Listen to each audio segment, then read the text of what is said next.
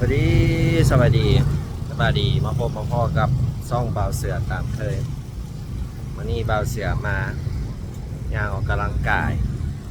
อยู่คิมของหรือแก้มของนะมาแลนมาย่างหัดกายกับจะมาหนึ่งเห็นกระแสเขาอย่างก็เต้นซุมบ้าจ้ะค่ายแรงนะอากาศแดดวันนี้อากาศท้องฟ้าสดใสค่ายแรงๆคนมายางหัดกอกหัดกาย ออกกำลังกายยามมื้อแรงเลิกเวียกกับเบาเสือกันมาเลยอาทิตย์ละครั้ง2 ครั้งเนาะฟังเบื้องนั้นกับเป็นฟังหนองคายฟังไทยฟังหนองคาย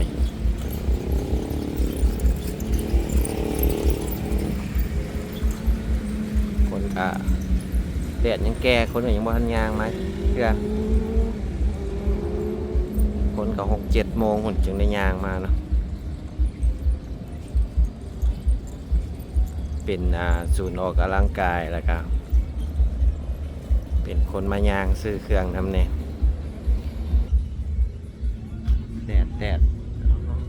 ที่มันเป็นตกดิน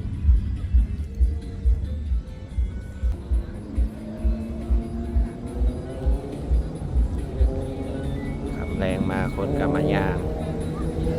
แดดหัดกายยางหัดกายมีส่วนสนุกให้เด็กน้อยน้ำพร้อม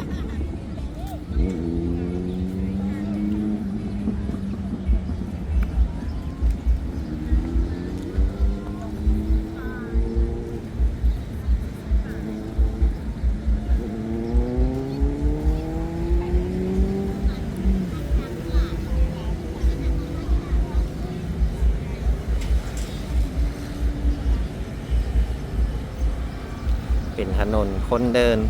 อยู่ลุ่มก็ได้โซนขายเสื้อผ้าแหละ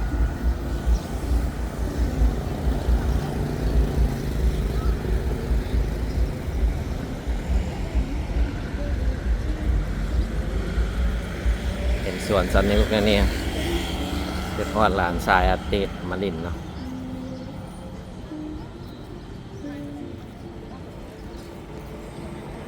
6 โมงยังเลย6 โมงละ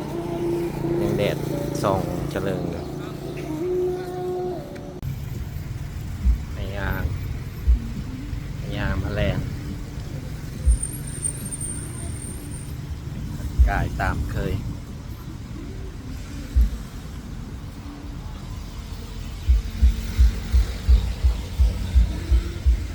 รถเที่ยวหลายมื้อนี้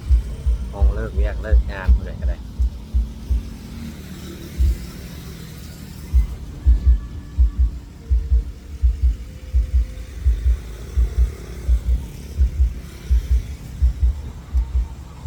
ปกติกับมะยางคนเดียวตลอดมะแลนมะยางคนเดียวตลอดนอกจากวันเมื่อวานนี่เป็นตีแบด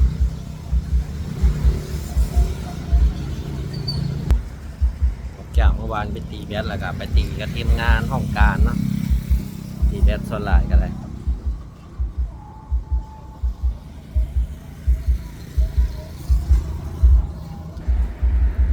โซนนั่งกินจุ่มกินด้าขายของกินน้ำพอ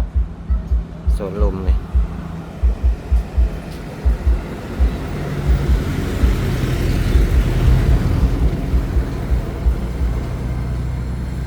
แลนยางมาไม่เมื่อยกะมานั่งพักผ่อนกินข้าวกินน้ำโซนขายอาหารโซนลมส่วนโซนเทิงละขายพวกเสื้อผ้าโซนอยู่เทิงนะ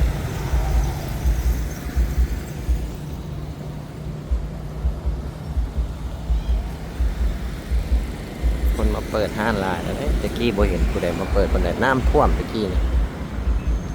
เดี๋ยวนี้คันฝนตกไม่แห้งน้ำมาท่วม แต่ปีนี้คือว่าแห้งแล้งพอเห็นฝนฟ้าฝนปานใด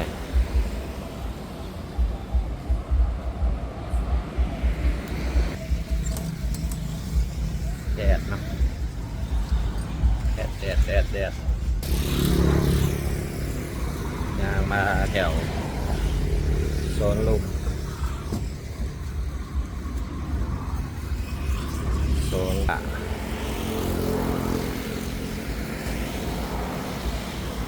จะย่างไปออกกำลังกายมองคนเต้นซุมบ้ามองคนเต้นแอโรบิก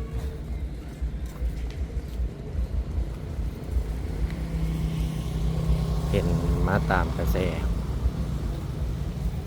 อยากมาลองเต้นลองอย่างเพิ่นแบบร่างกายของเพื่อจากมันอยู่โซนใดล่ะเขาว่าโซนวางกลาง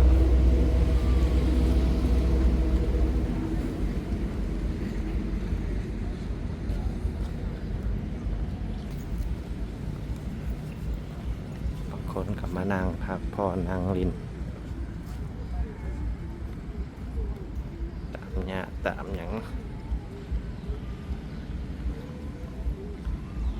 ย่างออกกำลังกายหัดกาย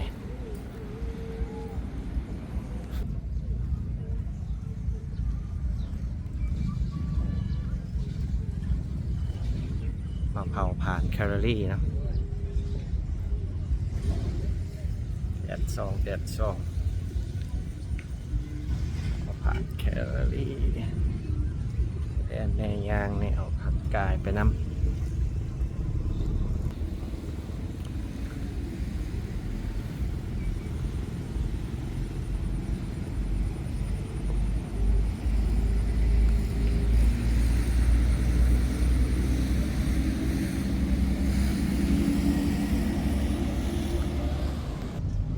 บ้านคนกับมาย่างมาแลนลายอยู่เด้แต่ก่อนนี้บ่ค่อยเห็นว่านี่ไทยเบิ่งTikTok เนาะเห็นเพิ่นอัดกายเต้นแอโรบิกเต้นซุมบ้ากำลังมาฮิตบ่เสือเลยว่าอยากลองเบิ่งมาลองเบิ่งลองเต้นคือเผาเบิ่งมามันเผาผ่านดีได้ล่ะเดี๋ยวโซนหัดกายโอ้คนพิลึกเนาะบ่แปลกใจว่าคนมาเต้นมาหัดกายหลาย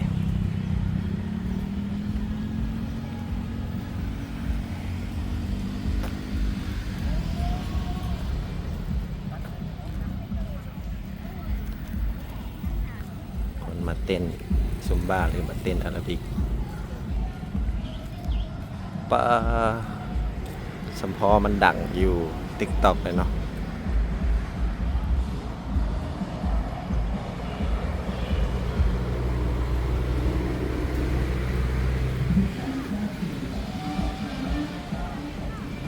พี่ลึกคนมานี่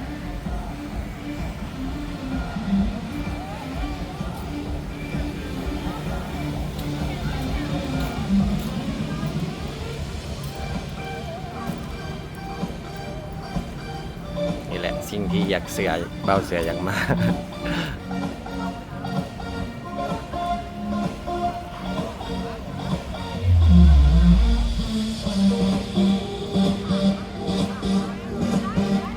มาเด้อมาเต้นมาหัดกายน้ำกัน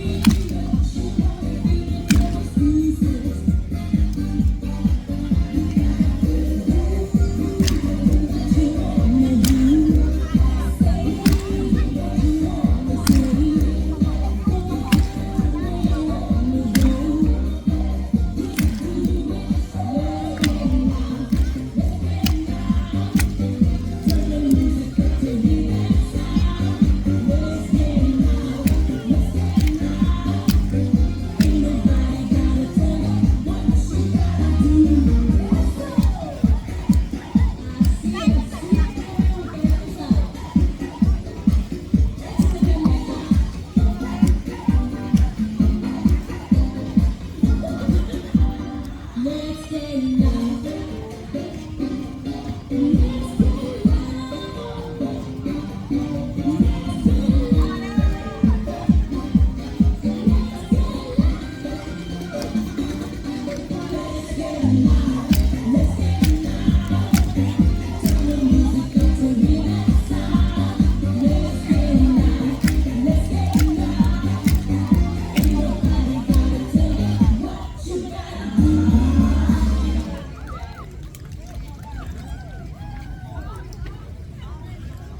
็กเหือย้อนอยู่ได้พี่น้องเล็กเหือย้อน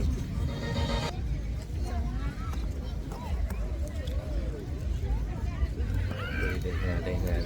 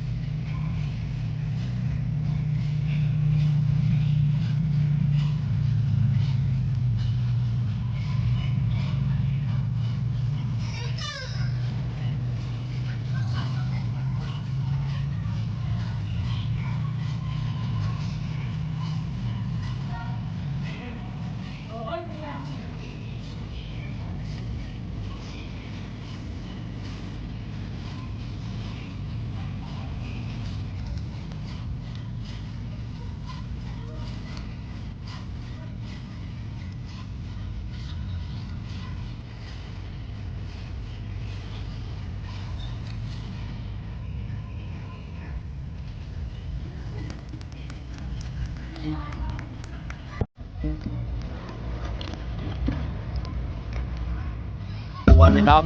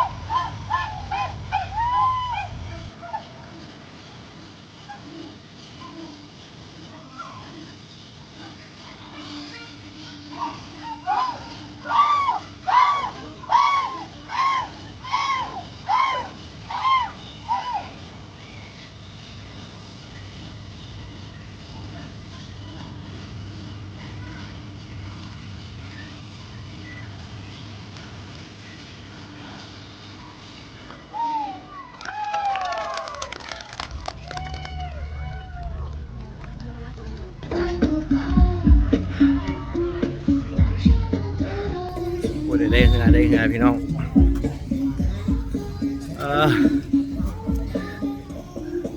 ซับไทยแลนด์คลิปนี้ก็ฝากไว้ซ้ำนี่แหละเด้อพี่น้องก่อนอื่นเบิร์ดเราเสียกับขอบใจทุกคนที่เข้ามาเบิ่งมาแวะชมเนาะเข้าเบิ่งติดตามเราเสียคลิปนี้ก็ฝากไว้ซ้ำนี่แหละสวัสดีไปก่อน